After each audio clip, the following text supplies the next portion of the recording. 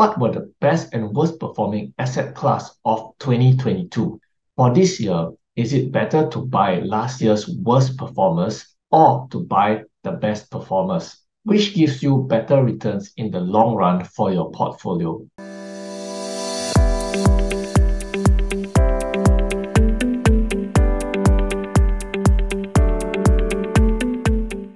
In this video, I will dive into the performance of different asset classes from emerging markets to bonds to commodities, and at the end of the video, I will provide a summary of all the key points and offer some practical strategies you can use to rebalance your own portfolio.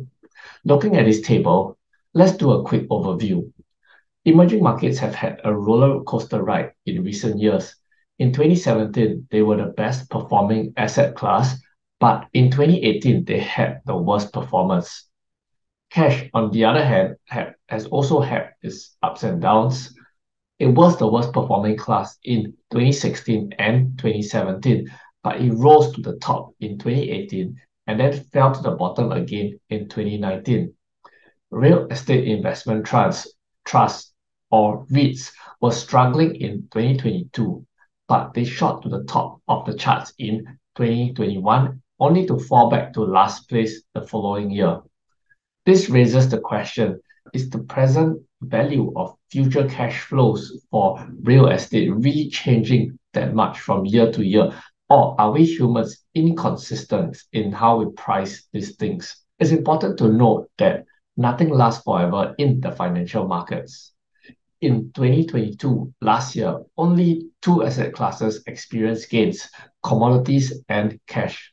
This was the first time in 4 years that just two asset classes saw gains, and it was a welcome change for those who were diversified in their equity holdings. For the first time in what felt like an eternity, international stocks, mid-caps and small caps all outperformed the S&P 500. However, bonds had a terrible year, with the total bond market index fund experiencing its worst performance ever. Inflation spiked to 9%, which caused interest rates to rise from their lowest levels in history, leading to the poor performance of bonds.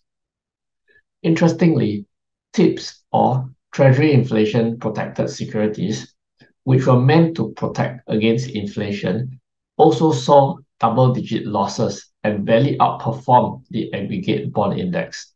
This raises another question: are commodities the only true short-term inflation hedge?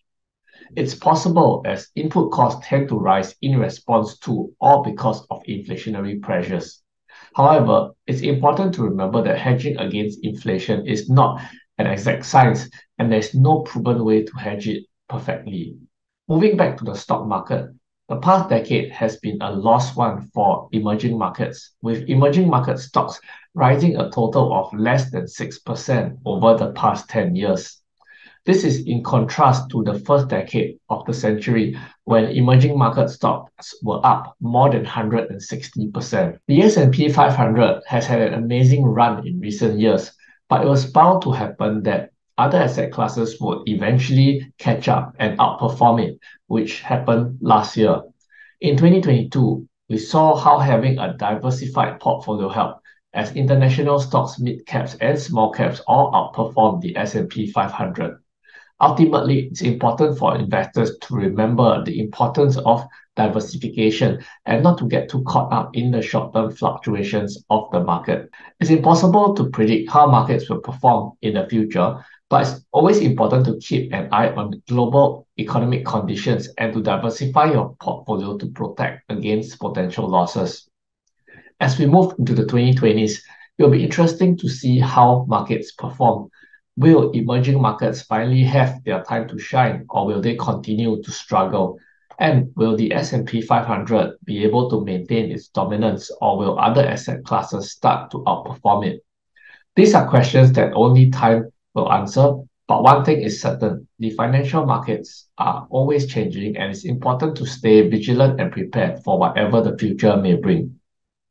Now, before we go into the strategies, here's a quick recap of all the major asset classes. In 2017 and 2018, emerging markets were the best performing and worst performing asset class, respectively, in their years.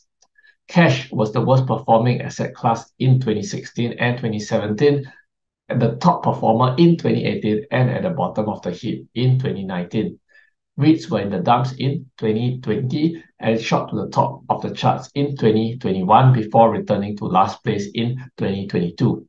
In 2022, commodities and cash were the only two asset classes that experienced gains, and 8 out of 10 tracked asset classes had double-digit declines in 2022. Stock market diversification helped for the first time in a number of years, with international stocks, mid-caps and small caps outperforming the S&P 500. Bonds had their worst year of performance ever, with the aggregate bond index and TIPS both down double digits. Commodities appeared to be the best short-term hedge against inflation and was the top performer last year. The past decade was a lost one for emerging market stocks, while the S&P 500 had strong performance. The role reversal between the various asset class and the performances of these markets shows the difficulty for investors in predicting asset class performance. So, what are some potential strategies for your portfolio allocation? One obvious strategy is to buy the worst performers of the previous year, since it is rare that one asset class will be the worst performer for multiple years in a row. Of course, you should also take into account the market cycle for that asset class, whether it is at the start, the middle, or the end of the current cycle. For those who prefer not to time the market, the easiest solution is to have a fixed allocation strategy. For example, a certain percentage of stocks, bonds, cash, etc., and you simply do a rebalancing every year. Lastly, for those who want to take a more focused approach, you can zoom in on a few preferred asset classes, for example, US equities, and use a dollar cost averaging strategy to diversify across time instead. In conclusion, the financial markets are always changing, and it's important to stay diversified to protect against large losses from any single asset class. Certain markets like China stocks, tech stocks, REITs, and emerging markets have had a tough time in recent years, but they could also be the potential best performers going forward. And with inflation coming down, commodities which were the best performing asset class of 2022 may not necessarily be this year's winner. Investing can be a challenging and sometimes unpredictable journey, but with careful planning and long-term perspective, it is possible to achieve your financial goals. Whether you are a seasoned investor or just starting out, it's important to educate yourself about the various asset classes and to choose investments that align with your risk tolerance and financial objectives. Now that I've shared all about the different asset classes and how they have performed over the years, what is your asset allocation strategy for 2023? Let me know in the comments below. And if you have enjoyed this video, do remember to like and subscribe and hit the bell notification icon to receive the latest updates. That's it for this video, and I'll see you in the next one.